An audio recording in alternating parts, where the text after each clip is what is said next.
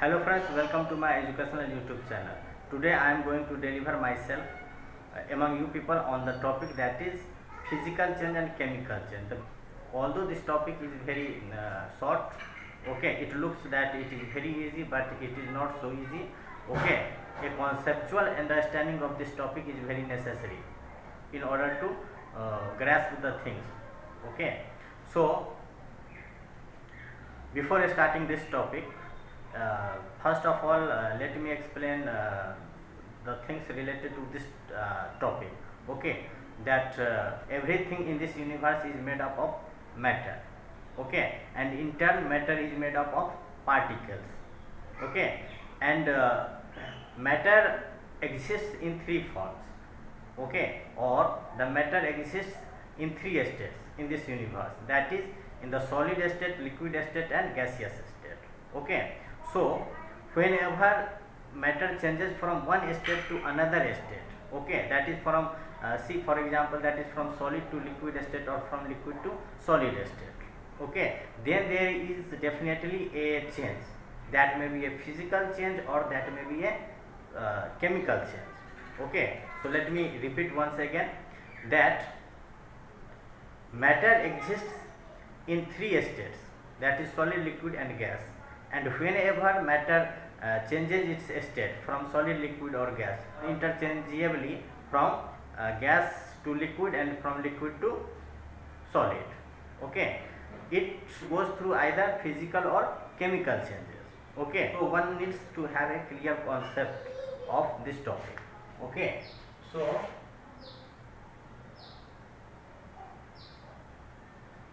physical change versus chemical change. See, whenever a chemical change takes place, then definitely either of the five things should have taken place or occurred. Okay, so these are color change, order change,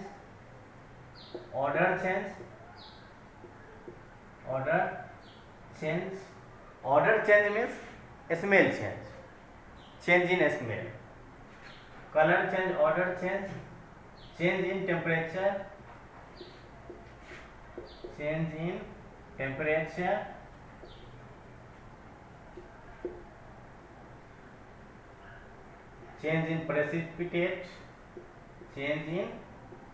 precipitate,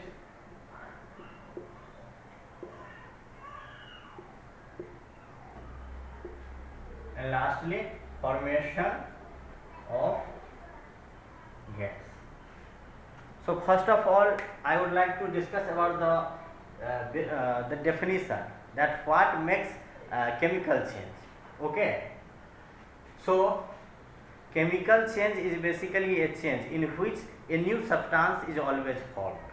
Okay, if two reactants are performed, then definitely a new product will be formed. So this will be a chemical change. Examples I will discuss. I am going to discuss the examples of chemical change. Okay, see, like cooking food. Cooking food is a chemical change. See, example, cooking food, cooking of food, digestion of food, photosynthesis,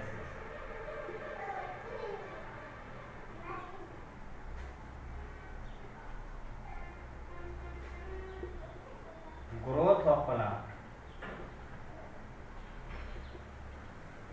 and burning of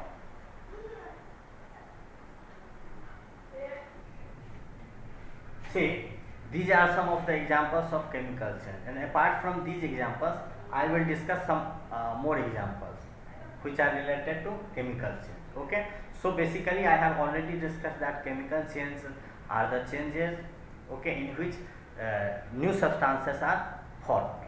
Okay, gases will evolve, bubbles will come out, okay, odor will change, means smell will change, change in temperature, okay, change in precipitate means the outcomes will be something new, okay, and formation of gas, okay, it will be either formation of new gas, okay. So these are the examples which I am going to make you people understand that how these examples are the examples of chemical change. So first of all, let me take the example of cooking of food.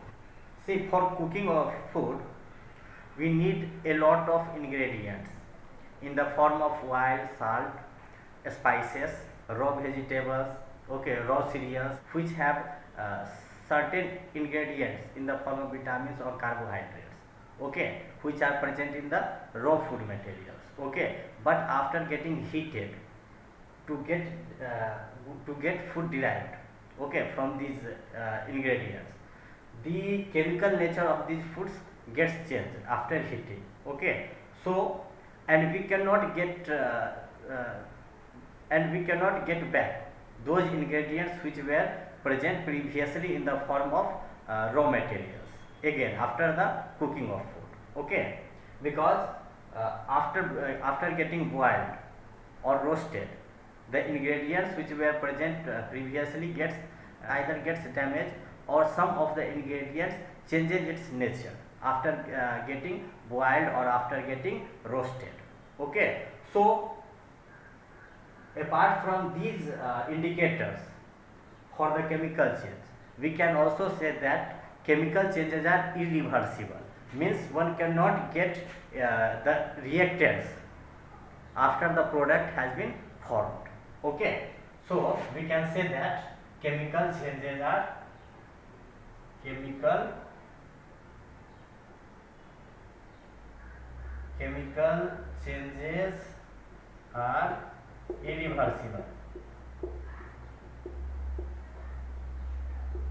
that is, one cannot get back the ingredients or reactants after the product has been formed, okay. After the products has been formed, we cannot get back our ingredients again in previous form, okay. And similarly, the next example is digestion of food, okay. See, after the food is being kept in our mouth, the food is cut into pieces and chewed, okay, and the action of saliva, which is a kind of chemical, comes, okay. So saliva is also mixed with the food, so chemical nature of the food gets changed, okay. So the original food which we have taken in our mouth gets changed, okay. And when food moves through our food pipe into the stomach, there also the action of acids and other enzymes changes its nature, okay, changes the nature of the food which we have previously put in our mouth, okay. So in the stomach also the chemical nature of food further gets changed, okay. So we cannot get back the original food which we have consumed in our mouth back after going through several process of digestion in different organs of our digestive system. We cannot get back the original constituents of food which we have taken, which we have consumed in our mouth again, okay. So there is a lot of variation which comes while moving through various organs of the digestive system, okay. See, after discussing digestion of food, we will now discuss the process of photosynthesis, which is also a chemical change, okay. It takes place in the green leaves of the plant, okay, and in this process carbon dioxide and water is required in the presence of sunlight, okay. And the product which we derive, okay, is the glucose and oxygen, okay. And this process is irreversible, means we cannot get back carbon dioxide and sunlight after the food is being prepared. So photosynthesis is also a chemical process. The next example is growth of plant. See, growth of plant is a chemical process. Okay, though we see that growth has taken place in the shape and size of the plant, so it should have been physical process. But as for the growth, the necessary things which plant requires is nutrients. For the growth of the plant, the primary necessity of the plant is nutrients. Okay, which plant synthesize through photosynthesis. That is why it is a chemical process. But one can say that why this is a chemical process, as we see that there is a change in the shape and size of the plant. Okay, but prior to the shape and size, okay, the primary necessity is the nutrients, through which or with the help of which the growth and development in plants takes place. Okay, therefore it is a chemical process. Okay, because the nutrients in plants is because the nutrients in plants comes from the process of photosynthesis, and as the process of photosynthesis is a chemical change, that is why growth of plant is a chemical change, not the physical change, only on the basis of size and shape. Okay, we will now come to the next example, that is burning of candle. See, here in the process of burning of candle, there is two kind of processes acting simultaneously, that is both physical and chemical changes act simultaneously. Okay, see how these things happen. Burning of candle is a physical as well as chemical change. See how a burning candle is a physical change as well as a chemical change. See, when we lit a candle, then for lighting a candle, it is necessary that the atmospheric oxygen should help in combustion. Okay, so as soon as we lit a candle, okay, it reacts with the atmospheric oxygen, and a new product, that is carbon dioxide, is formed. That is why burning of candle is a chemical change. Burning of candle is also a physical change, since we can again derive our wax.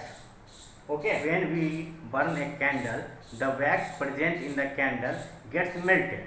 Okay, and after getting melted, when the candle gets burnt, okay, after getting melted, we can again get back our wax. Okay, so getting wax again is a physical change when the candle is burnt completely. Okay, so we can say that physical change is reversible change. Physical change is a reversible change. So we can say that physical change is a reversible change. Okay, in which one can get back its original content. Okay, or original ingredients back. Okay, so let me explain these things one by one. Okay, see.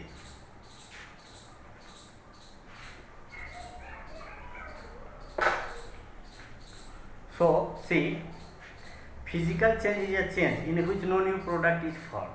Okay, only the shape and size of the constituents gets changed.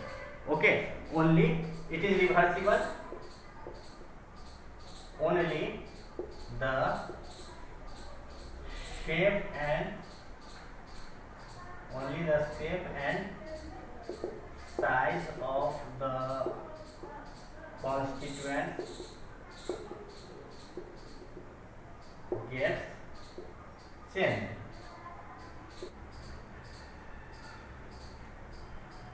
So physical change is the change in which the shape and size of the constituents only gets changed. Its ingredients or the constituents remains the same. Okay. So for example, let us see the example of log of wood. Example, log of wood. Okay, log of wood, melting, condensation,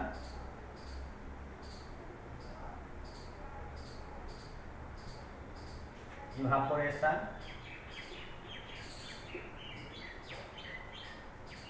blending of metals,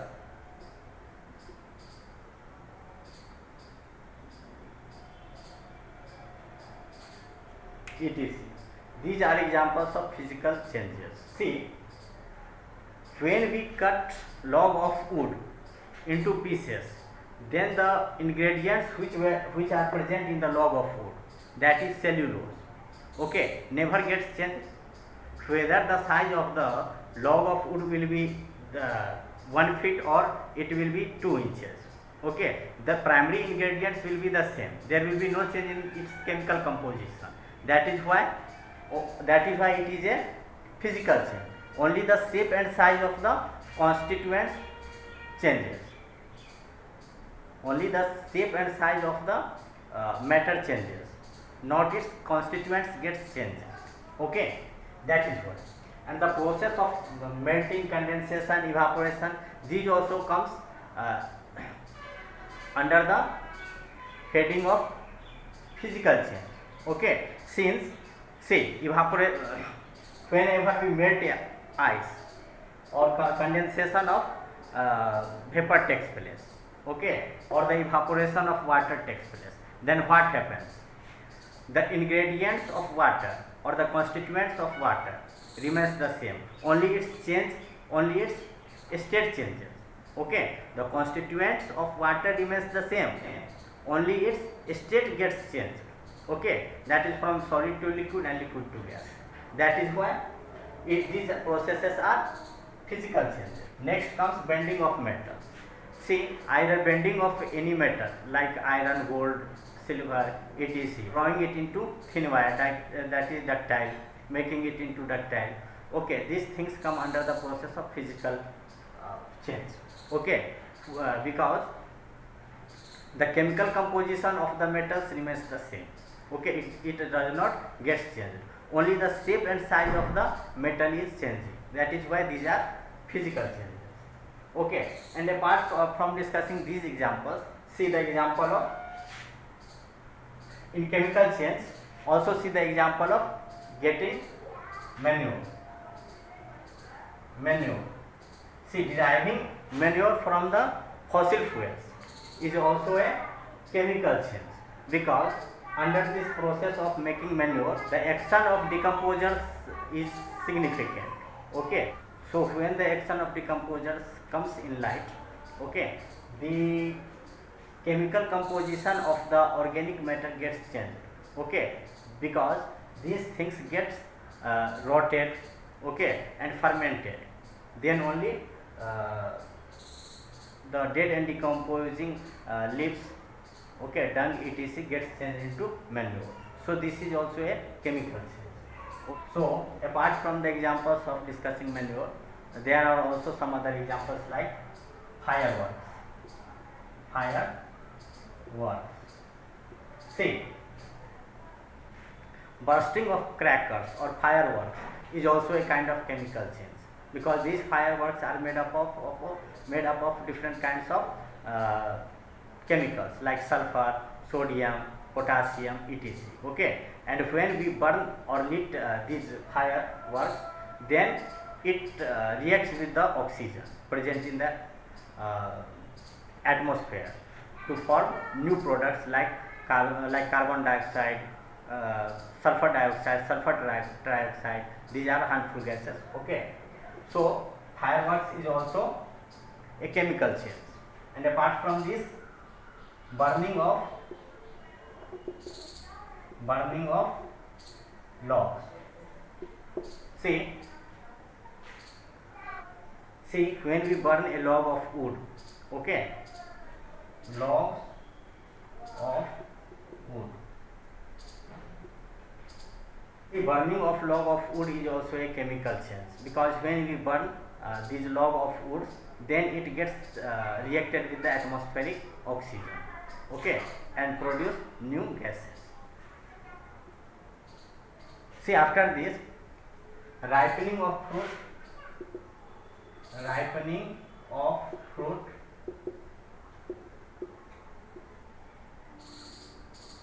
and decaying of tooth.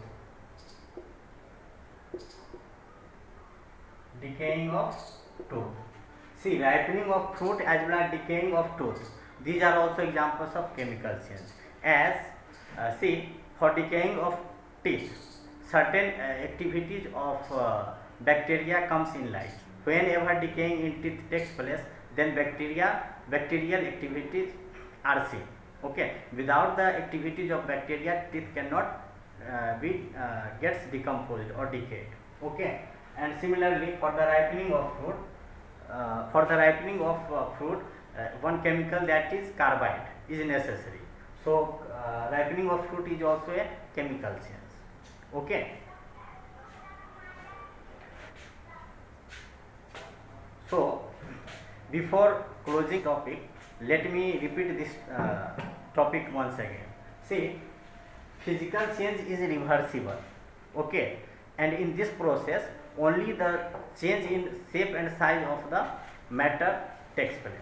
Okay, and no new compound is formed. Okay, and for the chemical change to take place, okay, the products formed under this chemical change is irreversible in nature. That means one cannot get back the original constituents of the reactant. Okay, after the reaction is being taken place or reaction is over. Okay, so there are certain indicators through which we can judge that the change which has taken place is either a chemical change or a physical change. Number one is if there is change in color, change in the smell or odor, okay, change in temperature, change in precipitate, and formation of gas takes place, or the bubbles comes in the liquid. If bubbles also comes in the liquid, then also it is a chemical change. Okay, examples I have discussed. Okay, so grinding and crushing of ores or some other matter is also a part of physical change. Okay, so under chemical change,